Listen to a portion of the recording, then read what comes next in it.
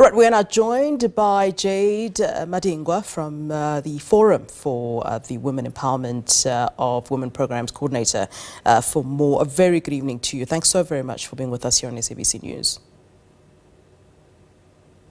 Good day. Thank you so much for having me. You're most welcome. Ma'am, of course, the Soweto Pride is more than just a celebration. And, as we read in that intro, it is also about talking about access to justice.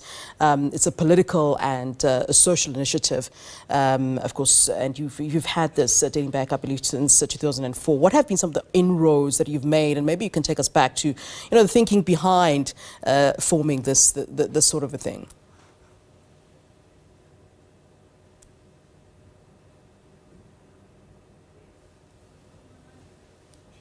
Jade, are you still with us? Good evening.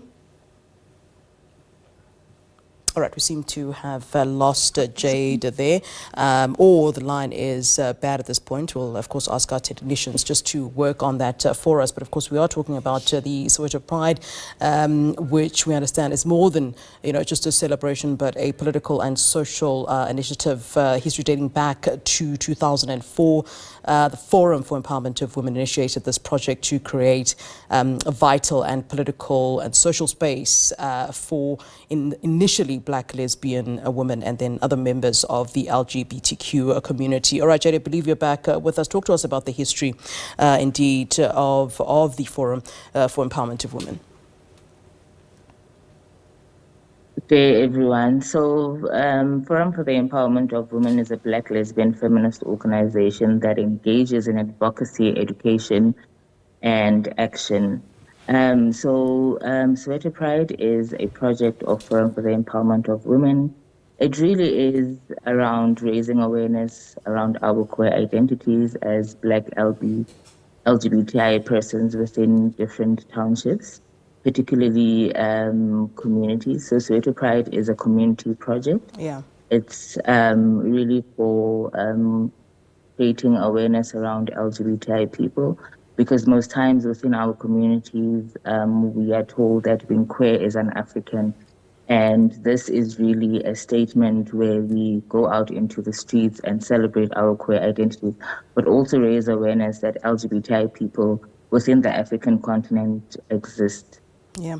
Let's talk, ma'am, about the sort of inroads that you've made. And I raise this because, I know that you advocate against, hate speech and hate crimes against the LGBTIAQ plus community. But, we're still seeing a lot of these crimes being perpetuated against the community. What would you say you've done since 2004 that perhaps have made inroads into somehow curtailing this? So we have done a lot of advocacy work around educating people about sexual orientation and gender identity within the communities that we exist in, but in other communities as well. So when we do SOGI trainings, which is sexual orientation and gender identity, is really to educate people around sexual orientation, gender identity, and expression, and so forth. So we've had a lot of workshops, we've had a lot of community dialogues within these communities. And Soweto Pride is one of our biggest projects within the organization to really raise awareness around the existence of Black LGBTI persons within the communities that we exist in. But what we also do is that we do trainings in different communities and townships so that people are able to have community prides within their different locations, so that they don't have to go far and wide to access a pride to celebrate their queer identities, but to also raise awareness within their communities around LGBTI. Yeah. What I found particularly interesting and very important in all of this is that, of course, you're also giving people education and an understanding on how to access courts, how to access justice, how to access the equality courts. Have people in the community made use of this and this knowledge that has been, imparted by you as the Soweto Pride? So most people within the LGBTI community kind of struggle in terms of accessing the criminal justice system, because we know that the criminal justice system, number one, fails women, but in particular, it fails the marginalized groups like LGBTI people, and therefore people are always scared to go and report cases of hate crime or hate speech. And today we kicked off one of the build-up activities, which was accessing equality courts, because what we have realized is that people do not report cases of discrimination, right?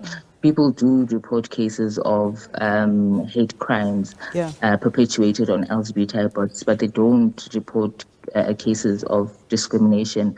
And so what we have done within the Citibank region in Orange Farm was to have a dialogue with LGBTI communities, but also the community at large, in saying that people can access the equality codes, and we gave them steps on how to access the equality codes.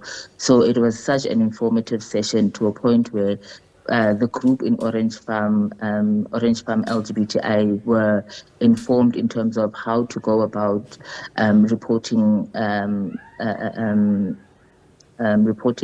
discrimination cases against either service providers or community members, because we do know within our communities we are called names, like derogatory names like Istabani and many other derogatory terms. And so this was a way for us to say, if someone does call you that, you are able to go to the equality courts within your community, and you can report that matter. I mean, is there lack of education in some of these communities? I mean, you raise a word that, of course, is very hurtful to the gay and lesbian community. But some of these terms, you know, they've been said for many, many years. You'd hear grandmothers, mothers sort of say them nonchalantly without even thinking twice, or possibly not even trying to be indeed harmful, but it is harmful.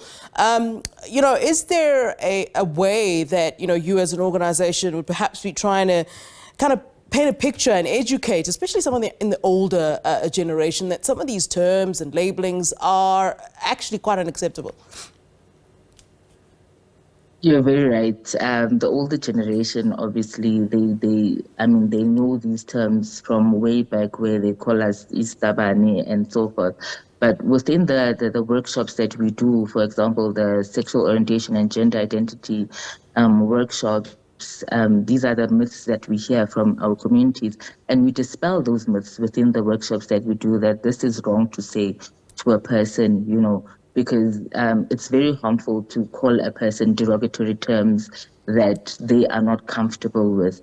And so within the community dialogues or the workshops that we run as an organization, we do make sure that people understand that these are the terms that we don't want to be called. But also, FEW is not the only LGBTI organization that exists within South Africa. There are many other organizations that do similar work to what we do. All right, Jade, a pleasure talking to you. I think I wish we had more time. That's Jade Madingwana from the Forum for the Empowerment of Women Programs Coordinator.